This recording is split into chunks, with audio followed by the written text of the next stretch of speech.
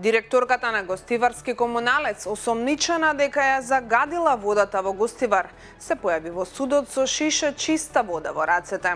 Тројца осомничени, меѓу кои директорката Артана Асани, денеска беа изведени пред судија на претходна постапка по истрагата за загадувањето на водоснабдителниот систем во Гостивар.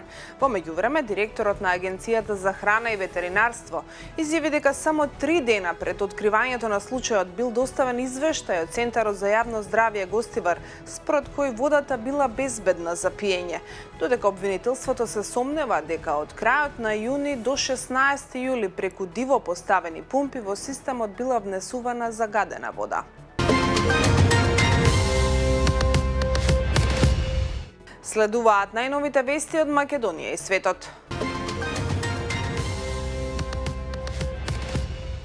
Силно невреме со пораен дожд и силен ветар синоќа зафати повеќе градови, при што беа урнати дрвја и бандери, оштетени возила и електрични водови, а на неколку места избувнаа и пожари. Надлежните служби интервенираа на терен, а од општините соопштија дека нема повредени, додека граѓаните се повикани да избегнуваат движење во близина на оштетени дрвја и електрични инсталации. Силјано Скадавкова до председателката на Индија. Највисоките функции се заслужуваат со карактер, а не со привилегии. Председателката Гордана Силјано Скадавкова денеска во Скопје се сретна со индиската председателка Друпади Муруму, при што разговараа за политичката, економската и меѓународната соработка меѓу двете земји. Силјано Скадавкова порача дека Македонија како членка на НАТО и кандидат за членство во Европската Унија сака да гради нови партнерства, а за својата колешка од Индија рече дека е пример дека највисоките функции се заслужуваат со карактер, а не со привилегии. Државниот завод за ревизија утврди дека недостасуваат 600.000 килограми мазут од државните резерви. Проблемот 8 години не се решава. Веќе 8 години не е вратена позајмица од 600.000 килограми мазут што во 2017 година од задолжителните резерви му била дадена на Министерството за одбрана. Ревизорите предупредуваат дека тоа ги намалува државните резерви, а забележуваат и дека владата 4 години не донела одлуки за количината и структурата на задолжителните нафтени резерви, бидејќи агенцијата не ги доставила потребните предлози. До 2030 година Скопје ќе добие пречистителна станица. Завршени се 40% од градежните работи, тврди градоначалникот на Скопје Орце Ѓорѓиевски. Ѓорѓиевски изјави дека се завршени околу 40% од градежните работи на пречистителната станица во Трубарево и дека проектот се реализира според планираната динамика. Според него градежните работи треба да завршат во првата половина на 2028 година, пошто ќе следуваат 2 години пробна работа, а станицата треба целосно да биде пуштена во употреба до 2030 година.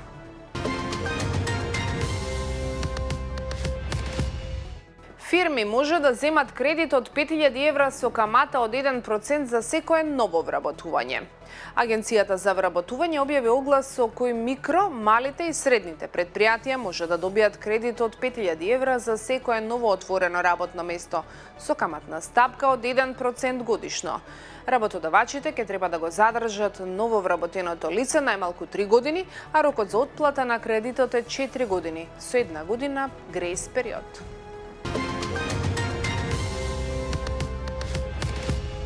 На хартија бараат работа, во реалност се молат да не ја најдат. Над 41.000 евидентирани невработени не бараат активно работа.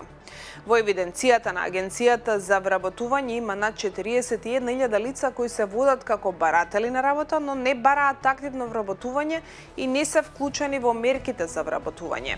Од Агенцијата велат дека овие лица во секој момент можат да го променат својот статус и да станат активни баратели на работа. Набавната цена на бензинот е 48, а се продава по 92 денари и покрај намалувањето на акцизите. Регулаторната комисија за енергетика објави дека и по намалувањето на акцизите, крајните цени на горивата остануваат значително повисоки од набавните. Евросупер БС98 се продава за 92 денари за литар, додека неговата набавна цена е 48,3 денари, а во цената влегуваат акцизи, ДДВ, транспортни трошоци и други надоместоци. Две возила утрово се запалиле на улицата Џон Кенеди во Скопје. 3 патнички возила се оштетени во пожар што избувнал рано утринава на улицата Џон Кенеди во Скопје. Според МВР, пожарот бил пријавен на возило Сеат Алтеа, а огнот потоа ги зафатил и 2 други возила, како и дел од фасада на зграда и прозорци од угостителски објект. Интервенирале екипи на Скопската противпожарна бригада. Вработен во гостиварски театар нападнал новинар. ЗНМ бара итна истрага од полицијата. Сдруженијето на новинарите на Македонија соопшти дека новинарот Блери Мустафи од ТВ Глоби бил вербално нападнат, добил закана и бил направен обид да му биде одземена камерата, додека известувал за настаден јавен интерес во Гостивар. ЗНМ го осуди инцидентот и побара од Министерството за внатрешни работи итно да го истражи случајот и да преземе законски мерки против одговорното лице. Вучик тргнува во кампања за премиер, ќе оди со Шкодата зашто е многу скромен. Српскиот председател Александар Вучик најави дека за претстојните парламентарни избори ќе ја води кампањата за можен премиерски мандат, обиколувајќи ги градовите и селата со својот автомобил. Тој рече дека по евентуалната оставка од председателската функција ќе биде дел од кандидатската листа на владеачката Српска напредна партија. Филмски грабеж во Словенија. Ограбено е комбе за транспорт на пари, полицијата со хеликоптер ги бара кратците. Во словенечкиот град Изола е ограбено специјализирано возило за транспорт на пари, пошто полицијата започна голема потрага во крајбрежниот регион. Во акцијата се вклучени контролни пунктови, криминалистички екипи и полициски хеликоптер, а се трага по бел автомобил Пежо со италијански регистарски таблички за кои се сомневаат дека го користеле сторителите. Маж со нож пробол двајца туристи блиску до Атинскиот Акропол. Во близина на музеот на Акропол во Атина, маж со нож нападнал и повредил двајца туристи, соопшти грчката полиција. Повредените се пренесени во болница, а напаѓачот е приведен. Според првичните информации се сомнева дека имал психолошки проблеми. Демонстрации во Болоња откако мароканец почина, додека полицајци насилно го држале на земја пред да го уапсат. Стотици луѓе протестираа во италијанскиот град Болоња по смртта на Абдерахим Факир, кој почина за време на полициски обид за апсење. Демонстрантите побараа истрага и одговорност откако на социјалните мрежи се појавија снимки од интервенцијата, а обвинителството отвори случај за утврдување на околностите. Погоден брод блиску до романскиот брег. Букурешт го впери прстот кон Русија. Брод под либериско знаме што пловел од Египет кон Украина бил погоден во близина на романскиот брег, при што екипажот бил евакуиран, а тројца луѓе се повредени. Романскиот председател Никушор Дан изјави дека инцидентот најверојатно е поврзан со руската војна против Украина и најави утврдување на околностите и одговорноста. Масовни протести во Њу Делхи. Партијата на лебарките бара оставки, полицијата возвраќа со палки и со солзавец. Илјадници млади луѓе протестираа во индискиот главен град барајќи одговорност по скандалот со протечените прашања од медицински приемен испит НЕЕТ. Во судирите со полицијата има повредени демонстранти и полицајци, а протестното движење бара оставка од министерот за образование.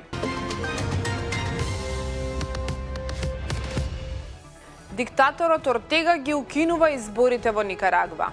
Председателот на Никарагва, Даниел Ортега, изјави дека во земјата повеќе нема да се одржуваат избори, со што го доведе во прашање гласањето планирано за 2027 година.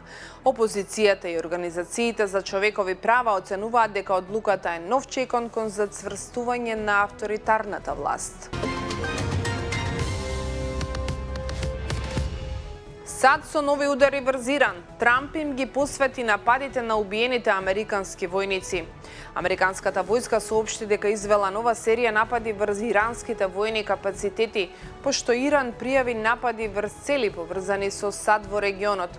Председателот Доналд Трамп изјави дека ударите се одговор за смртта на тројца американски војници, додека Техеран тврди дека станува збор за целосен воен конфликт. Толку за денес. За се друго се читаме на slobodnpečat.mk. До гледање.